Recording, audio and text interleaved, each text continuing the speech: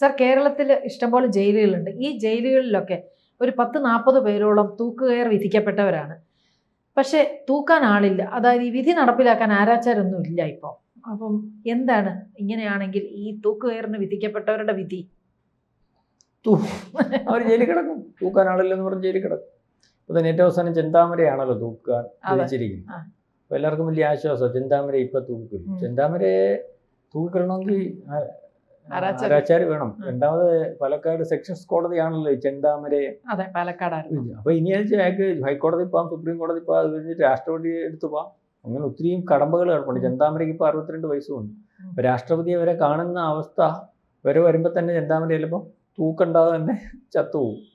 മനസ്സിലായില്ലേ? ചെന്താമരയെ ഉടനടി, ഞാൻ പറഞ്ഞു വന്നത് ചെന്താമരയെ ഉടനടി തൂക്കുന്നൊരവസ്ഥയില്ല. അപ്പം ഇതിനകത്ത് ഏതാണ്ട് 40ഓളം പേർ, 2 സ്ത്രീകൾ ഉൾപ്പെടെ ഉള്ളവർ ഇപ്പം കണ്ണൂര്, വിയ്യൂര് അല്ലെങ്കിൽ തിരുവനന്തപുരത്ത് ഉൾപ്പെടെയുള്ള സെൻട്രൽ ജയിലുകളിൽ കിടപ്പുണ്ട്. അപ്പോൾ ഇതിനകത്ത് 2 സ്ത്രീകളും ഉണ്ട്. ഒന്ന് നമ്മുടെ ഷാരോൺ വധക്കേസിലെ ഗ്രീഷ്മ, ഒരു പെണ്ണുണ്ടല്ലോ, കൊച്ചു പെണ്ണ്, അവളെ വിധിച്ചിട്ടുണ്ട്. വേറൊരുത്തന്ന് വിഴിഞ്ഞം ശാന്തകുമാരി കൊലക്കേസിലെ പ്രതി റഫീഖ ബീബി എന്ന് പറഞ്ഞു. 2 സ്ത്രീകൾ ഉൾപ്പെടെ ഉള്ളത്. അപ്പൊ ആദ്യം ഇത് ഏറ്റവും അവസാനം നമ്മുടെ ഇവിടെ തൂക്കിക്കൊന്നതെന്ന് പറഞ്ഞാൽ 1991 റിപ്പർ ചന്ദ്രനെ തൂക്കിക്കൊന്ന ഓർമ്മ. അതിന് മുമ്പ് 1979 അതിനു മുമ്പ് നടന്നു. അപ്പൊ 79 ശേഷം 91 79 ഒരു അഴീക്കോടൻ അഴകേശൻ എന്ന് പറഞ്ഞ ഒരു ദുർമന്ത്രവാദി, കുഞ്ഞുങ്ങളെ കുരുതി കൊടുക്കുന്നായിരുന്നു അതിന്റെ പരിപാടി, കൊച്ചുങ്ങളെ ഈ ദുർമന്ത്രവാദത്തിന് വേണ്ടി. അപ്പം ഇതേ രീതിയിലേക്ക് ഈ പറയുന്ന രാജ്യത്ത് നമ്മൾ മറ്റ് പല ഇടങ്ങളിൽ നിന്ന് വ്യത്യസ്തമായിട്ട് ഇവിടുത്തെ ഒരു കുഴപ്പമെന്ന് പറഞ്ഞാൽ, ഒരുപക്ഷെ ഈ ജോലി ചെയ്യാൻ ആരാച്ചാരം എന്ന് പറഞ്ഞാൽ അറിയാമല്ലോ, ജോലി, അപ്പൊ അത് ചെയ്യാൻ സ്വീകരിച്ചവരുണ്ടായിരുന്നോ എന്നാണ് എനിക്ക് തോന്നുന്നത്. നേരത്തെ ഉണ്ടായിരുന്നു. പക്ഷെ ഇപ്പൊ അങ്ങനെ ആ കുലത്തൊഴിൽ അങ്ങനെയുള്ള ഒരു തൊഴിൽ ചെയ്യേണ്ട തീരുമാനിക്കുന്ന ആൾക്കാരുണ്ട്, യുവാക്കളൊന്നും. അപ്പൊ അതിന് ആ ജോലി ചെയ്യാൻ ഇല്ലാത്ത ഒരു, അല്ലെങ്കിൽ ആ ഒരു ഇടമുണ്ട്. അപ്പം ഇത് എനിക്ക് തോന്നുന്നു കേരളത്തിൽ മാത്രമല്ല, ഇന്ത്യയിൽ ഉടനീളം ഈ പ്രശ്നം മറ്റു പല സംസ്ഥാനങ്ങളിലും ഒക്കെ ഉണ്ട്. അപ്പം ആരാച്ചാരില്ലാതെ ഈ ഇതുപോലെ വിധിക്കപ്പെട്ടവരെ കൊല്ലാൻ പറ്റാത്ത ഒരവസ്ഥയിലേക്ക് കാര്യങ്ങൾ പോകുന്നുണ്ട്. അപ്പം ഇതിനകത്ത് ഞാൻ നോക്കിയിട്ട് ഇപ്പം കഴിഞ്ഞ ദിവസം ഗുജറാത്തില് സ്ഥലം ഞാൻ ഓർക്കുന്നത്, ഒരു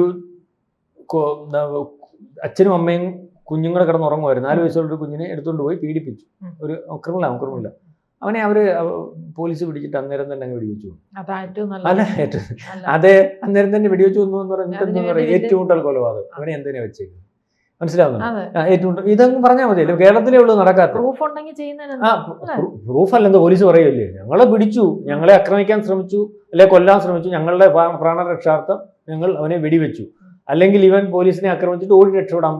കുറച്ച് നിയമം ഇത്ര ലിബറൽ അല്ലല്ലോ, അപ്പൊ കുറച്ച് സ്ട്രിക്റ്റ് ആകുമ്പോ എനിക്ക് തോന്നുന്നു കുറച്ചുകൂടെ പേടി വരും. യു-പിയില് ഇപ്പൊ ഏതാണ്ട് 200, ഞാൻ പറഞ്ഞുതരാം, യു-പിയിൽ ഇദ്ദേഹം കയറിയതിന് ശേഷം ഞാൻ കണക്കെടുത്തിട്ടുണ്ട്. 2017 തൊട്ട് കഴിഞ്ഞ ഈ ജൂലൈ 2026 വരെ 289 പേരെ യു-പിയില് യോഗി ഏറ്റുമുട്ടൽ കൊലപാതകത്തിൽ യു-പിയിൽ മരിച്ചിട്ടുണ്ട്. ഈ 289 പേരും എന്ന് പറഞ്ഞാൽ ഏറ്റുമുട്ടൽ കൊലപാതകം. നമ്മൾ ഇതിന്റെ പുറകോട്ട് പരിശോധിക്കുമ്പം സ്ത്രീകളെ പീഡിപ്പിച്ചവൻ, 5, 8, 10 കൊലപാതകം നടത്തിയിട്ടുള്ളവർ, കൊള്ള നടത്തുന്നവൻ, അല്ലെങ്കിൽ ലോകത്തൊരിക്കലും ഈ ഭൂമിക്ക് മേളിൽ ഇരുന്നാലും അല്ലെങ്കിൽ ഒരിക്കലും തിരുത്തി അവൻ നല്ല രീതിയിൽ വരാത്ത ഒരു ഇവനെ എല്ലാമാണ് ഈ കൊലപാതകം നടത്തിയിട്ടുള്ളത്. മനസ്സിലാവുന്നുണ്ട്? ഇത് ഈ പേഴ്സണലി ഒരുപക്ഷെ ഈ യു-പിയുടെ ഒരു കാലത്തെ അവസ്ഥ എന്തുവായിരുന്നു? ഓരോ പ്രദേശം ഓരോ ഗ്യാങ് ലീഡർമാരുടെ കയ്യിലായിരുന്നു. ഗുണ്ടകളാ ഭരിക്കുന്നത്. എന്തോന്നറിയാം, ഇതിനകത്ത് ഓരോ പ്രദേശം അവിടുത്തെ SP ഉണ്ട്, BSP ഉണ്ടായിരുന്നു. ഇത് 2 ഭരിക്കുകയാണ്. എല്ലാ ഇടങ്ങളും ഭരിക്കുന്നത് ഗുണ്ടകളാണ്. MLA-മാരെ കൊല്ലും, മന്ത്രിമാരെ കൊല്ലും, പോലീസ് സ്റ്റേഷനിൽ കയറി SP-മാരെ ഉൾപ്പെടെ വെട്ടിക്കൊല്ലും. അതായത് ഇവന്മാരത് മൊത്തം നിയന്ത്രിക്കുന്നു. എന്നിട്ട് സർക്കാർ മുതലുകൾ കൈയടക്കി വെച്ചേക്കും, അവിടെ കെട്ടിടങ്ങൾ പൊളിയും, വാടകയ്ക്ക് കൊടുക്കും. അതായത് ഇവരെ, എന്നിട്ട് ഇതിന്റെ പിറകിലാരാ?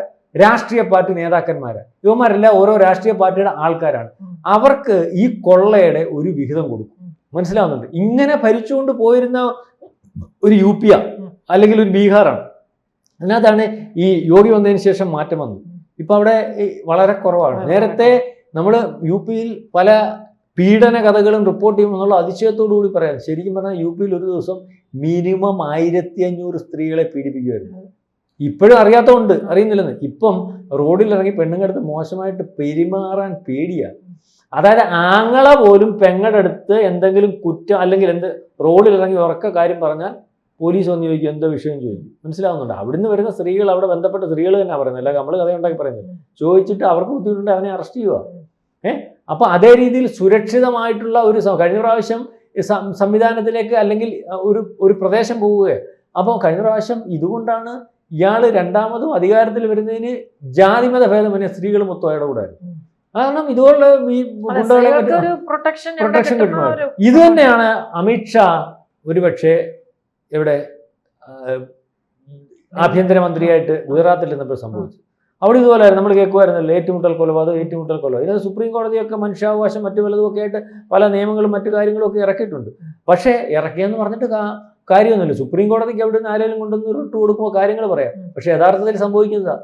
അമിത്ഷാ നീ ചെയ്തുകൊണ്ടിരുന്നതെന്ന് പറഞ്ഞാൽ പാകിസ്ഥാനുമായിട്ട് 60 കിലോമീറ്റർ ഇപ്പുറം ബോർഡറേ ഉള്ളൂ ഈ നമ്മൾ ഈ പറയുന്ന ഗുജറാത്ത് എന്ന് പറയുന്നത്. നിങ്ങൾക്കറിയാമോ, നരേന്ദ്രമോദി 2000 ആ കാലഘട്ടമാണല്ലോ അധികാരത്തിന് കയറിയ ശേഷം അവിടെ ഒരു ചെറിയ പടക്കം പോലും പൊട്ടിത്തെറിച്ചിട്ടില്ല. അതിൻ്റെ സന്ധ്യയ്ക്ക് അറിയാവുന്നുണ്ടെങ്കിൽ സന്ധ്യ വേണമെങ്കിൽ നമ്മുടെ ഇന്ത്യ ചരിത്രം വായിച്ചു നോക്കിയാൽ അതിന് മുമ്പോട്ട് നരേന്ദ്രമോദി മുഖ്യമന്ത്രി ആകുന്നതിന് മുമ്പുള്ള കാലം പുറകോട്ട് പരിശോധിച്ചാൽ എല്ലാ 6 മാസം കൂടുമ്പോഴും അവിടുത്തെ ഏതെങ്കിലും ഒരു ഗ്രാമപ്രദേശത്തിൽ പാകിസ്ഥാൻ ബോംബ് പൊട്ടിച്ചിരിക്കുകയായിരുന്നു. മനസ്സിലാവുന്നുണ്ട്? അവിടെ തന്നെയാണല്ലോ അതിനുശേഷം ഇവർ ഭരിച്ചിട്ട് എന്താ അവിടെ ബോംബ് പൊട്ടാത്തത്?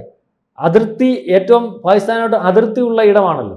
അപ്പം ഇത് അവർക്കറിയാം ഇതാര് പൊട്ടിക്കുന്നു, അവർ കണ്ടെത്തി, ഉത്തരവാദിത്വത്തോടു കൂടി ഭരിച്ചു. അവിടെ ഈ അതിർത്തി കടന്ന് അങ്ങനെയുള്ള ആൾക്കാർ കയറാതിരിക്കുന്നതിന് വേണ്ടിയുള്ള കാര്യങ്ങൾ ചെയ്തു. നേരത്തെ ഇതിന് അവസരം ഉണ്ടാക്കിയിരുന്ന ഒരിടത്ത് നിന്ന് അങ്ങനത്തേക്ക് മാറ്റി.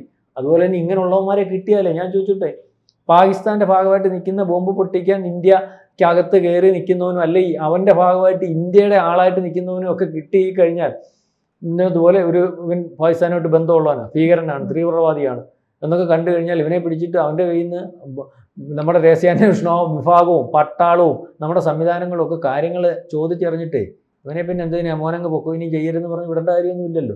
അവനെ അങ്ങ് വെടിവെച്ച് വന്നപ്പോൾ അത് തന്നെ ഉള്ളി അവിടെ ചെയ്തോണ്ടിരുന്നു.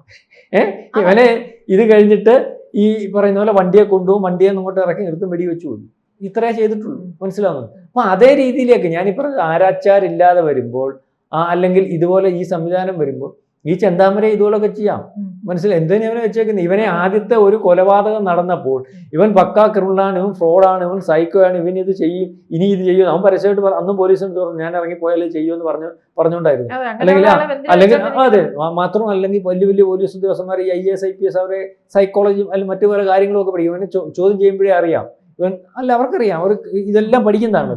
അവനൊരിക്കലും ശരിയാവത്തിരുന്നു. അപ്പോൾ അവനെ ഈ പറഞ്ഞ ഒരു ഏറ്റുമുട്ടൽ കൊലപാതകം എന്നുള്ള രീതിയിൽ ഇവനെ കൈകാര്യം ചെയ്ത് കളഞ്ഞായിരുന്നെങ്കിൽ ആ കുഞ്ഞുങ്ങൾക്ക് ഇന്ന് അച്ഛൻ ഉണ്ടാവുമായിരുന്നു, മുത്തശ്ശി ഉണ്ടാവുമായിരുന്നു. ഇപ്പം ആദ്യം അമ്മയില്ലാതായി, അതിനുശേഷം അച്ഛൻ പിന്നെ അമ്മ മുത്തശ്ശിയും കൊന്നു, അച്ഛനെയും കൊന്നു. അനാഥാവത്തില്ലായിരുന്നല്ലോ. അതെ, ഒരിക്കലും അവൻ ഇനി ഇറങ്ങി വന്നാൽ അന്ന് ഒരു സ്ത്രീയെ വേറെ നോട്ടി വെച്ചിട്ടുണ്ട്, അവരെ നാട് വിട്ടു പോയേക്കും, അവരെ തിരക്കിയതാ, അവനെ പേടിച്ച് നാട് വിട്ടു പോയേക്കാം, അവരെവിടാൻ തിരക്കൊണ്ടിരിക്കുക. ഇനി കുഞ്ഞുങ്ങളെ കൊല്ലുന്ന പറയുന്നത്, ഇനി ഞാൻ ഇറങ്ങി വന്ന കുഞ്ഞുങ്ങളെ കൊല്ലും. കാരണം അവൻ പറയുന്ന അവന്റെ കുടുംബം, അവന്റെ ഭാര്യ അവനെ വിട്ട് അവന്റെ കുടുംബം നയിച്ചു. അപ്പൊ ഈ കുടുംബത്തിൽ ഇനി ഒരു മനുഷ്യത്തരി പോലും ഉണ്ടാവാൻ പാടില്ല എന്നുള്ള രീതിയിലേക്കുള്ള ഒരു മാനസികാവസ്ഥ. അപ്പൊ ഈ 10-40 എണ്ണത്തിനെ ഇപ്പൊ തൂക്കം കൊല്ലുന്നതിനെ തൂക്കിക്കൊല്ലാനുള്ള സംവിധാനം ഉണ്ടാക്കുകയോ അല്ലെങ്കിൽ വെടിവെച്ച് കൊല്ലുകയോ എന്തെങ്കിലും കാര്യങ്ങൾ ചെയ്യുകയൊക്കെ ചെയ്യുക. അല്ലെങ്കിൽ നമ്മൾ പറയുന്നത് ശരിയോ തെറ്റോ ഒന്നും എനിക്കറിയില്ല. ഈ ഇതുപോലെ ഏറ്റവും UP-യിലും അല്ലെ ഗുജറാത്തിലും ഒക്കെ ചെയ്യുന്ന പോലെ മഹാരാഷ്ട്രയിൽ ഈയിടയ്ക്ക് ഒരു സംഭവം നടന്നായിരുന്നു. ഒരു കുഞ്ഞിനെ പിടിച്ചുകൊണ്ട് പോയിട്ട് വിറ്റ്, ആ 10-13 വയസ്സുള്ള കുഞ്ഞിനെ സ്കൂളിൽ നിന്ന് ഒരുത്തം പിടിച്ചുകൊണ്ട് പോയി വിറ്റു. എന്നിട്ട് ഇതിനെ ഇതുപോലെ പീഡിപ്പിച്ചു, അവനെ പിടികിട്ടി, എല്ലാം അവനെ റോഡിൽ ഇട്ടിട്ട് എനിക്കൊന്ന് നാട്ടുകാരൻ കൈകാര്യം ചെയ്ത് അവിടെ വെച്ച് തന്നെ ഇവൻ്റെ പാർട്സായിട്ട് ഈ അറക്കവാളുണ്ടല്ലോ അത് വെച്ച് അറുത്ത് നാട്ടുകാരെ കാണുമെങ്കിൽ ആളുകൂട് കൂടി ആൾക്കൂട്ട വിചാരണ അങ്ങനെ കൊന്നുകളാം. മനസ്സിലായി? ഇവൻ പിന്നെ എന്താണ് ഇവനെയൊക്കെ? എടാ ഇവന് ഇല്ലാത്ത മനുഷ്യർക്ക് നമ്മൾ അവനോട് കാണിക്കേണ്ട കാര്യം എന്തോ? അതിന്റെ കാര്യമൊന്നുമില്ല.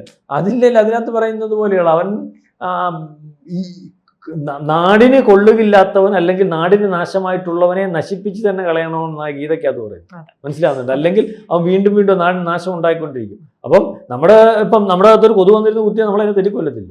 ആ കൊതുവിൻ്റെ അടുത്ത് പൊക്കോളെ ചോരയെ പിടിച്ചിട്ട് പൊക്കോളോ എന്ന് പറയാൻ പറ്റും? ഇല്ലല്ലോ, അതല്ലല്ലോ അതിൻ്റെ ശാസ്ത്രം. അപ്പം അത് നടക്കത്തില്ല. അപ്പം ഈ രീതിയിൽ കാര്യങ്ങൾ പോകണം. ഏതായാലും ഇപ്പം സ്ത്രീകൾ ഉൾപ്പെടെ 40 പേര് ഏറ്റവും അവസാനം ചെന്താമരയുടെ എണ്ണം കൂടെ നോക്കുമ്പോൾ വന്നിട്ടുണ്ട്. തൂക്കാൻ ആളില്ല, ഇങ്ങനെ ജയിലുകളിൽ കിടന്ന് വാടാ അച്ചോണൻ്റെ തൂക്കടാ എന്നുള്ള രീതിയിൽ ചെന്താമരയും പറയുന്നതായിരിക്കും, വാടാ അച്ചോണൻ്റെ തൂക്കടാ ഇങ്ങനെ കിടക്കുവാണ്. ഏതായാലും ഇതാണ് കഥ. കൂടുതൽ വാർത്തകളും വിശേഷങ്ങളും നിങ്ങളിലേക്ക് എത്താൻ ABC മലയാളം സബ്സ്ക്രൈബ് ചെയ്യുക, ബെൽ ബട്ടണും അമർത്തുക.